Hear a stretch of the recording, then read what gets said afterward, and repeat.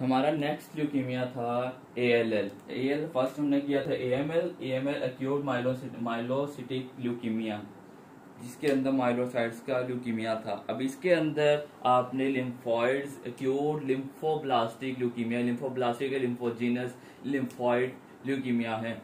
इसके अंदर आपके लिम्फॉइड जो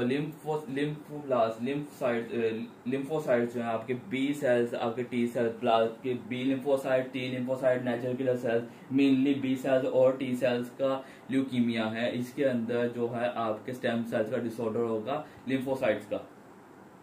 इसकी फाइंडिंग्स क्या होगी? ये 2 से 10 साल के बच्चों के अंदर कॉमन होता है।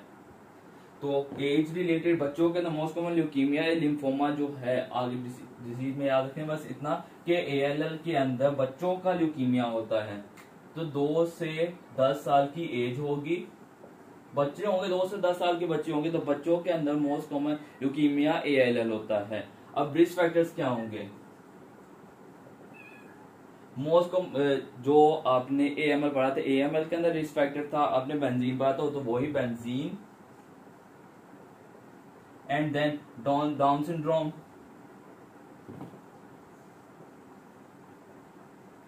ये तो दोनों का कॉमन था।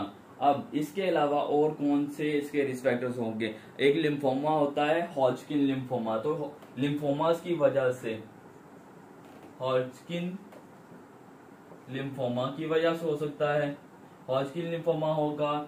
आपकी रेडिएशंस की वजह से हो सकता है, रेडिएशंस की वजह से हो सकता है, हॉजकिन लिम्फोमा की वजह से, डाउन सिंड्रोम की वजह से, बेंजीन की वजह से। अब ट्रांसफर, जिसे आपको बताया था, ट्रांसफर हुआ था आपका 15 से 17 के अंदर M3 के अंदर AML की स्टेज 3, M3 स्टेज के अंदर टी ट्रांसफर हुआ था, ट्रांसफर फ्रॉम 15 to 17। वैसे ही इसके अंदर ट्रांसफर होगा इरिस्पेक्टिव, अगर ट्रांसफर हो 9 से 22 या फिर अगर ट्रांसफर हो आपका 12 से 21 पे, 12 से 21 पे होगा अगर, तो ये भी आपका रिस्क फैक्टर्स हैं। अब साथ ही मैं इसका ट्रीटमेंट बता देता हूँ 9 से 12 का, क्योंकि 9 से 12 का अगर ट्रीटमेंट होगा तो इसके अंदर जो ड्रग ऑफ चॉइस है डिसैटिनिब होगी, डेसेटिनिब इसको यूज करेगा अगर T9 to 25 की वजह से ALL हुआ है। तो ये थे रिस्क फैक्टर्स। सिम्टम्स, एनीमिया, आपका प्लेटलेट्स कम होने की वजह से ब्लीडिंग होगी, एनीमिया होगा, रिकरेंट इन्फेक्शंस होंगे, ज्यादातर इन्फेक्शंस होंगे। फाइंडिंग्स क्या होंगी? बी सेल्स की इन्वॉल्वमेंट होगी, बी सेल्स के मेटास्टाइसिस की वजह से क्या क्या सिम्टम्स आएंगे, बॉडी के कौन कौन से ऑर्गन्स, कौन से सिस्टम इन्वॉल्व हुए हैं, तो वो बता दो। तो फाइंडिंग्स क्या होगी? क्लिनिकल फाइंडिंग्स,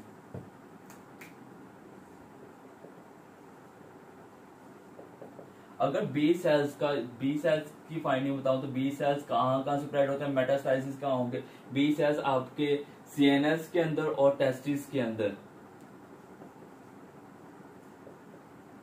टेस्टिस और CNS इन्वॉल्वमेंट होगी। अगर टी सेल्स हैं, टी लिम्फोसाइट्स, टी सेल्स की इन्वॉल्वमेंट है, तो आपके मेडिएस्टिनम, आपके जो स्टर्नम के बैक साइड की स्पेस है, जो रिस्ट के दरमियान में स्टर्नम के बैक साइड जो स्पेस है मेडिएस्टिनम, उस वहां पे अगर मेटास्टाइज हो मेडिएस्टिनम पे, मेडिएस्टिनम वहां पे स्प्रेड हो, तो वो टी सेल्स का होगा। और अगर यहाँ पे स्प्रेड हुआ तो उसकी फाइंडिंग्स, उसकी DD जो यहाँ की जो कॉम्प्लिकेशन है वो बता, तो यहाँ से सुपीरियर वेना केवा पास होता है, तो सुपीरियर वेना केवा जो है वो ब्लॉक हो सकता है, तो सुपीरियर वेना केवा सिंड्रोम होगा, सुपीरियर वेना केवा सिंड्रोम होगा। इसके अलावा जो ये ल्यूकीमिया है आपका ALL है, ये बोन्स के अंदर भी मेटास्टाइज हो सकता है, दोनों में से कोई भी सेल इन्वॉल्व हो सकते हैं, तो बोन में भी मेटास्टाइज हो सकता है। इन्वेस्टिगेशन बेस्ट इनिशियल टेस्ट आपका होगा CBC विद स्मीयर। सबके अंदर ल्यूकीमिया को फाइंड करने के लिए तो आपको white blood cell count check करना है और शेप चेक करने के लिए आपने स्मीयर करना है। तो बेस्ट इनिशियल टेस्ट आपका होगा, बेस्ट इनिशियल टेस्ट होगा CBC प्लस स्मीयर करेंगे, पेरिफेरल स्मीयर पेरिफेरल फिल्मिंग एक ही नाम है। तो व्हाइट ब्लड सेल्स के अंदर जो सीबीसी है, सीबीसी के अंदर व्हाइट ब्लड सेल्स काउंट कितना मिलेगा आपको? इसके अंदर एएमएल के अंदर व्हाइट ब्लड सेल काउंट था 1.5 लाख, मतलब 1.5 लाख। इसके अंदर मोर देन 4 लाख, 4 लाख से ज्यादा व्हाइट ब्लड सेल्स मिलेंगे और लिम्फोसाइट्स हाई मिलेंगे। लिम्फोसाइट्स हाई मिलेंगे। स्मेयर के अंदर क्या मिलेगा? स्मेयर के अंदर आपको ब्लास्ट सेल्स मिलेंगे। ब्लड के अंदर आपको स्मेयर के अंदर ब्लास्ट सेल्स मिलेंगे। मानो तो कितने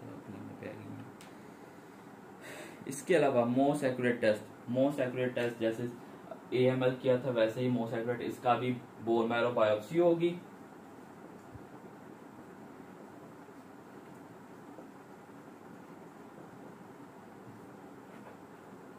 बोन मैरो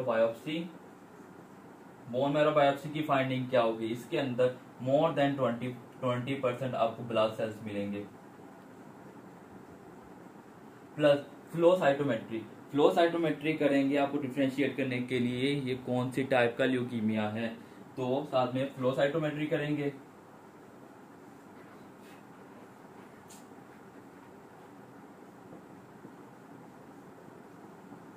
फ्लो साइटोमेट्री के अंदर क्या फाइंडिंग होगी? जो एएमएल किया था उसके अंदर आपको CD 13, 33, 13, 33 मिली थी। इसके अंदर आपको मिलेंगी 3, 4, 8, 10, 19। ये CD प्रोटीन्स मिलेंगी, इसके अंदर CD सेल्स मिलेंगे। और इसके अंदर बच्चा है, बच्चा छोटा होता है, टिड्डा कह लो, जब टेडी के साथ खेलता है, टेडी बियर के साथ खेलता है, वैसे याद है ना टेट, TDT से याद रख लेना। TDT इसके अंदर मिलती है। TDT इसके अंदर प्रेजेंट होता है, ट्रांसजाइम होता है। तो TDT की एब्रिविएशन बता देता हूँ, टर्मिनल डीऑक्सीराइबो न्यूक्लियोटाइड ट्रांसफरेज। तो इसके अंदर फाइंडिंग मिलती है TDT। टिड्डा से याद है, TDT याद रखना। तो टिड्डा मतलब टर्मिनल डीऑक्सी न्यूक्लियोटाइड ट्रांसफरेज, ये 2 फाइंड्स मिलेंगी। माइलोपेरोक्सीडेज मिला था आपको एएमएल के अंदर, इसके अंदर आपको टर्मिनल डीऑक्सी न्यूक्लियोटाइड ट्रांसफरेज मिलेंगी। उस एएमएल के अंदर आपको मिली थी CD 13, 33, इसके अंदर CD 3, 4, 8, 10 और 19 मिलेंगी। ये थी इन्वेस्टिगेशन। अब ट्रीटमेंट भी सेम है। ट्रीटमेंट उसके अंदर भी ड्रग ऑफ चॉइस जो थी वो डॉनरोबिसिन थी। इसमें भी ड्रग ऑफ चॉइस जो यूज करनी है वो डॉनरोबिसिन ही होगी। तो ट्रीटमेंट डॉनरोबिसिन प्लस उसके अंदर साइटेराबिन यूज की थी। एएमएल के अंदर साइटेराबिन यूज की थी, इसके अंदर साइटेराबिन नहीं यूज करेंगे, इसके अंदर विनक्रिस्टिन यूज करेंगे। प्लस इसमें स्टेरॉइड्स यूज करेंगे। ये था आपका treatment of choice of ALL, ये था आपका ALL। इसके अलावा इसमें भी गाउट हो सकता है जब इसकी कीमोथेरेपी करेंगे। तो गाउट को ट्रीट करने के लिए आप रसबेरिकेज यूज कर सकते हैं, जो आपका यूरिक एसिड वेस्टिंग ड्रग है। मतलब यूरिक एसिड को आपको बॉडी के अंदर लॉक करने के लिए रसबेरिकेज यूज कर सकते हैं। और अगर इसके अंदर पुअर प्रोग्नोसिस है, बच्चे की तबीयत जो है मतलब उसकी जो कंडीशन है ज्यादा वर्स है, पुअर प्रोग्नोसिस है, तो उसमें आप पुअर प्रोग्नोसिस के अंदर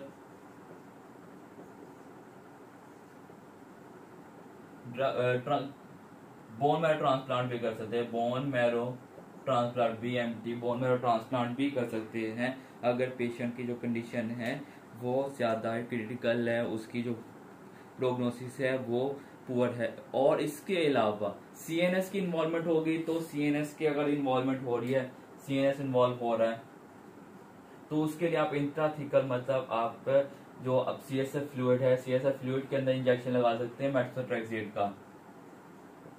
मेथोट्रेक्सेट इंट्राथिकल इंजेक्शन लगा सकते हैं CNS की इन्वॉल्वमेंट के अंदर। ये था आपका ALL।